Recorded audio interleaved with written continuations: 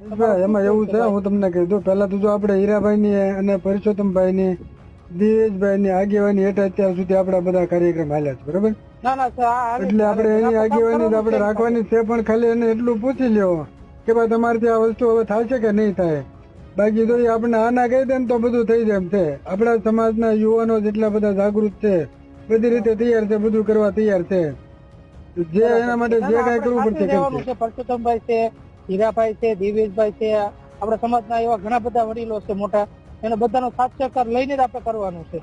પણ હવે એ કાંઈ નહીં કરે, આમને કેટલા દિવસ કાઢવાના તમે કહો. આપણે એના વિશ્વાસ હજી રહેવું જ છે, નથી રહેવું એમ હું નથી કહેતો. પણ ક્યાં હું અત્યારે ક્યાં તમે હાસુ ના માનો, અત્યારે કોઈ મોઢું દેખાડે રેખું નથી. બધા એમ જ કે કા મોટા ઉપાડે લઈને હાલ્યા તો હું કરી લીધું. બરાબર છે. એફઆઈઆર માં તમે નામ નો નખાવી કે અન્ય સમાજ પણ એવા મેણા ટોણા મારે છે કે એફઆઈઆર માં તમે નામ નો નખાવી કે તમારે એટલા ધારાસભ્યો, સાંસદ સભ્યો, કેબિનેટ મંત્રી હું ઉકાળી લીધો એનું. ના બરાબર વાત છે તમારી.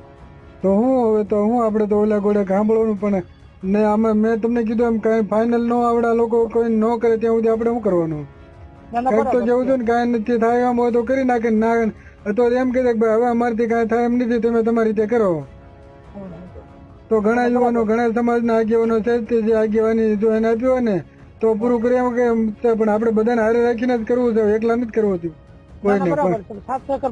બધાને હારે જ રહેવાનું છે, પણ કઈક ફાઇનલ તો થવું છે ને. એક એવી મિટિંગ જ કરો જ્યાં બધું ફાઇનલ જ કરો. આ મેટર 24 કલાકમાં સોલ્વ થઈ જાય એમ છે મનીષભાઈ.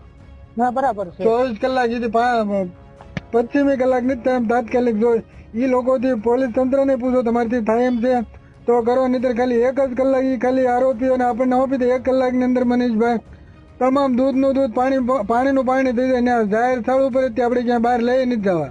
1 કલાકમાં બધું ફાઇનલ થઈ જાય એમ છે. જો પોલીસ ખાલી એમ કહે ને કે અમારથી નથી, આમ ખાલી અમને આપી દે આરોપીને.